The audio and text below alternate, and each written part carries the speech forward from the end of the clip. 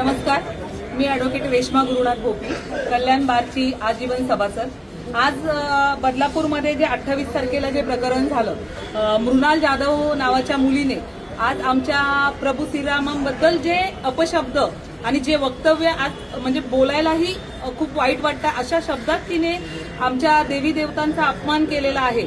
आणि हे करत असताना तिने जे शब्द दुसरा वापर केलेला आहे की आम्हाला जे काही भेटले ते संविधानाने भेटले, 100% संविधानाने भेटले। पण संविधान जर वाचलं आपण तर संविधानाने आजपर्यंत कोणत्याही जाती धर्माचा द्वेष केलेला नाही की फक्त एकाच जातीचा पुढाकार करावा आणि दुसऱ्यांना तुच्छ लेखावं असं कुठेच म्हटलेलं नाही।